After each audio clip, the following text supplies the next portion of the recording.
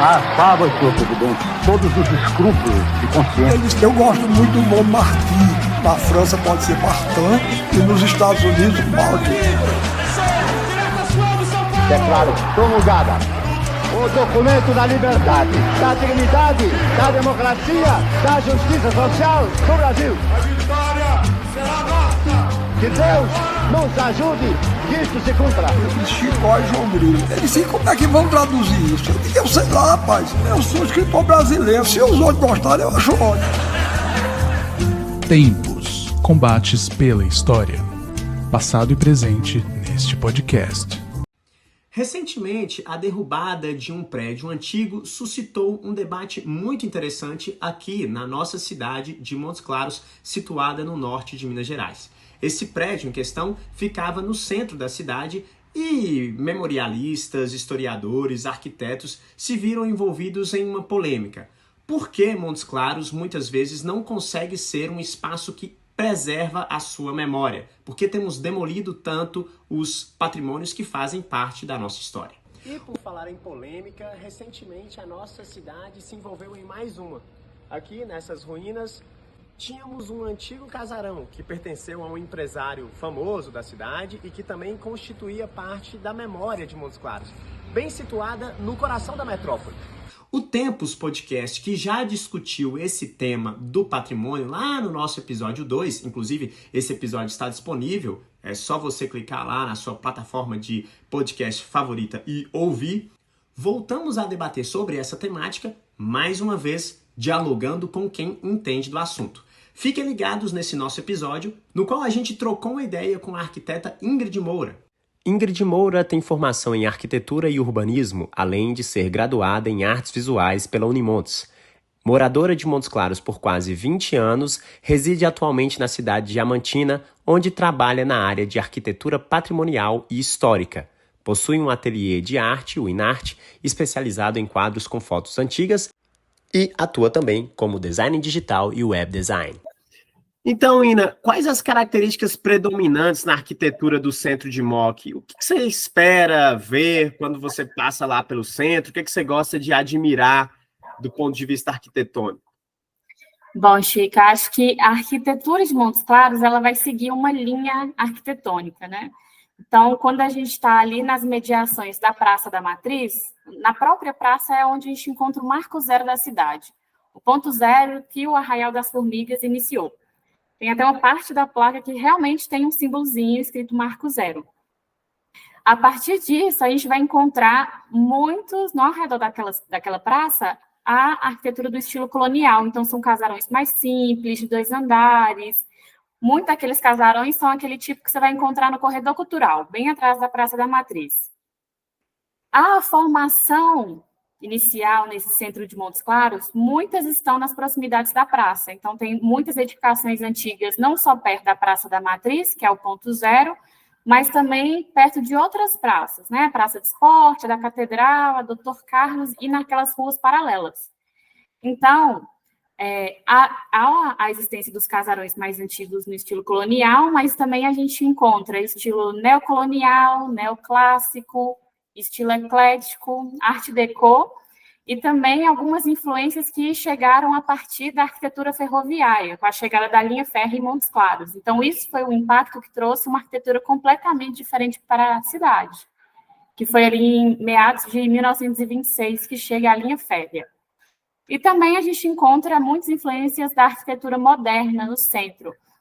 Então, muitas vezes você passa na rua de Montes Claros, nas ruas do centro histórico, porque eu acho que é importante falar que é um centro histórico ainda, mais da metade do centro de Montes Claros ainda tem as edificações com esses estilos mais antigos, e você encontra essa porção de estilos arquitetônicos e de influências que veio tanto nesse período posterior à linha férrea, no início da formação da cidade, e também nessa parte do impacto que trouxe a linha férrea para Montes Claros.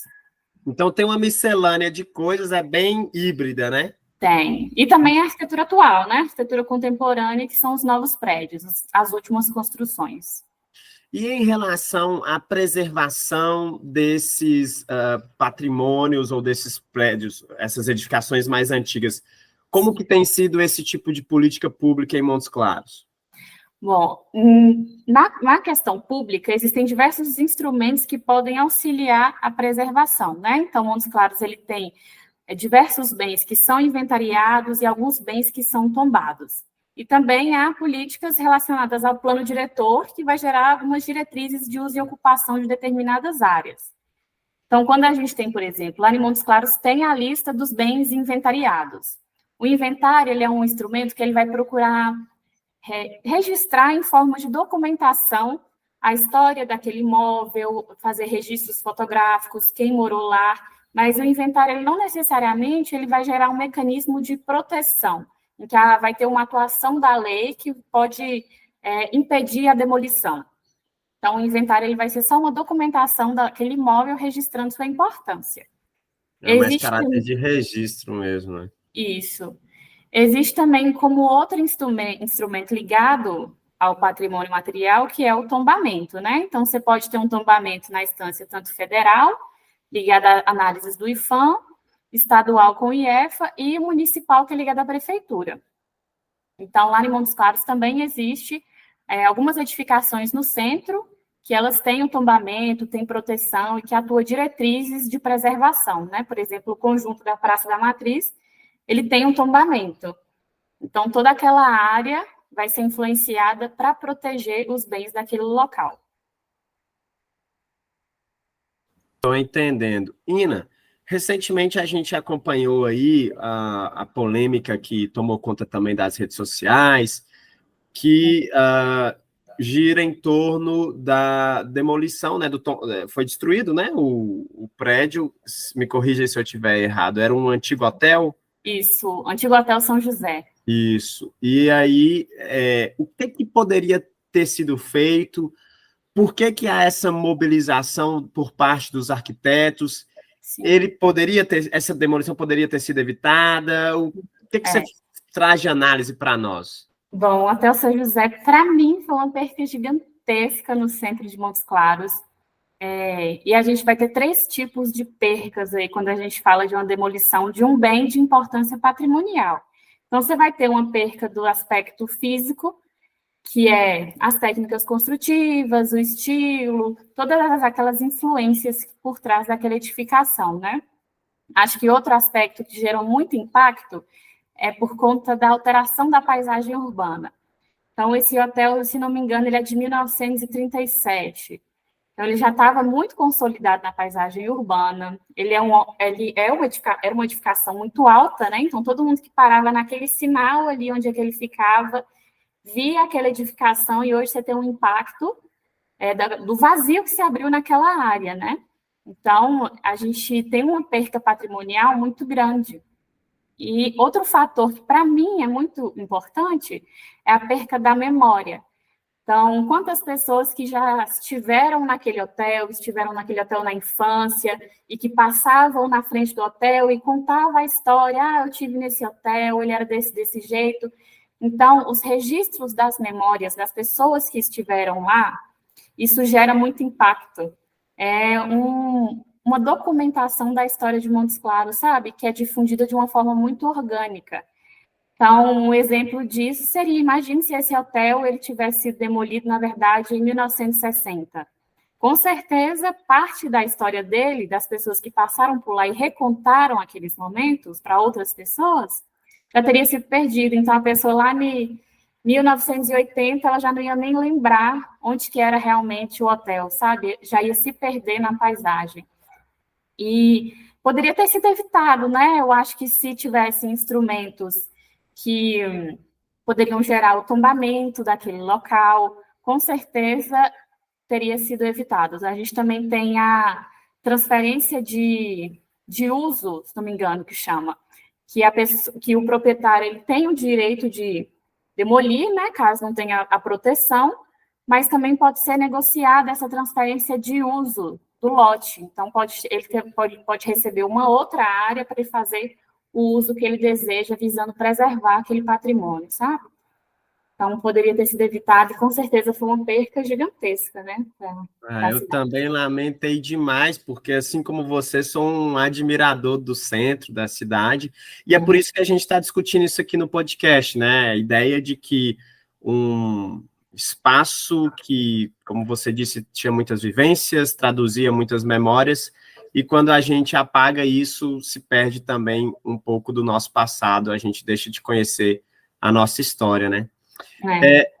Como que nós, assim, professores, historiadores, você, arquiteta, os restauradores, como que a gente pode dialogar com a sociedade? Como que você acredita que essa preocupação, essa demanda pode também chegar para o público amplo? Porque às vezes me passa muita impressão de que nós estamos fazendo um discurso ou falando algo que as pessoas não estão entendendo, ou essa mensagem não está se conectando muito bem. O que a gente pode fazer, Ina, para, na prática, evitar esse tipo de perda? Bom, eu acho que um conceito aqui, que no meu trabalho eu vejo na prática, como ele é muito efetivo, é as pessoas terem a conscientização de educação patrimonial. Vou só te dar um exemplo aqui. Por exemplo, aqui em Diamantina a gente tem o núcleo histórico, que é tombado, o centro histórico, então realmente isso gera muita influência para a cidade. Mas a gente vê casos, por exemplo, de que você vai para um distrito, um outro local que não tem nenhuma construção tombada perto, e eu estava fazendo uma visita em um determinado distrito, tinha uma casa de um modelo ferroviário muito bonita, que é uma arquitetura, né, bem diferente. E os próprios moradores me chamaram, conversaram, entraram. Eu entrei na casa para conhecer, né? Eu tinha interesse de entrar. E eles estavam mostrando, a gente está fazendo essa adaptação aqui, porque a gente vai precisar. E assim, o edifício ele não era tombado, eles não tinham necessariamente que proteger nada daquilo, mas eles tinham a consciência de a gente está fazendo essa adaptação, mas a gente vai fazer desse jeito para não alterar isso, isso e isso. Então, um fator muito importante é a educação patrimonial, porque as pessoas elas começam a ter a conscientização de que aquilo é importante. Um ponto que eu vejo de muito impacto na arquitetura são edificações que são construídas ou que são reformadas, sendo levadas em consideração apenas o ponto de vista da pessoa que está ali dentro. Só que essa edificação ela está dentro de uma cidade, então o contexto externo, entendeu? Ele importa. Quando muito mais amplo, né? Sim. E quando eu falo que a importância dessa educação patrimonial é que as pessoas vão treinando o olhar dela para observar a cidade e entender que as coisas que nós construímos ou que nós modificamos, elas geram impacto não só buscando atender nossas necessidades internas para dentro da edificação, mas entender um contexto de que ela está inserida dentro da cidade.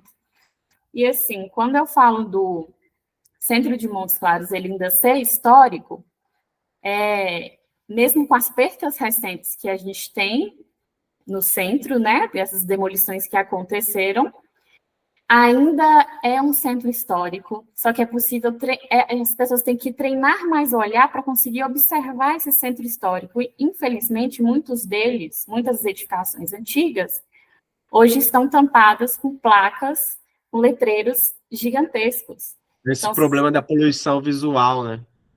Muita poluição visual.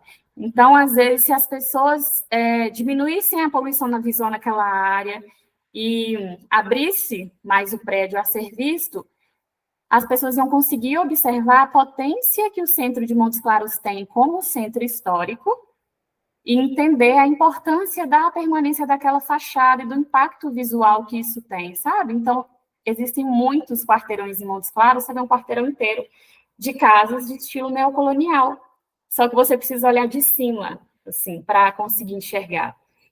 Então, eu acho que as pessoas observarem as suas edificações, olharem o impacto que ela tem, não só como uma unidade, mas como um conjunto em si, já pode ser algo que pode trazer mais conscientização para a preservação daquilo, sabe? E é claro que a gente também tem aqueles instrumentos voltados aos órgãos públicos.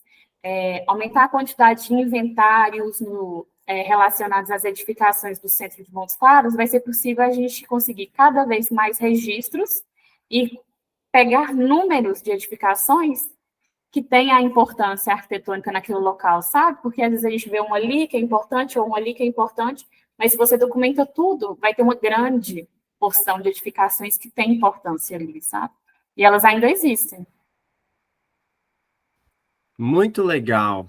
Ina, obrigado pelo seu tempo, pela sua disponibilidade de estar falando aqui hoje com a gente, esse tema que é tão relevante, e que nós, não apenas os ouvintes do Tempos de Montes Claros, mas os que estão espalhados aí mundo afora, possam também ter essa consciência patrimonial. Obrigado pela oportunidade de trocar essa ideia aqui com você. Obrigada a você, Chico.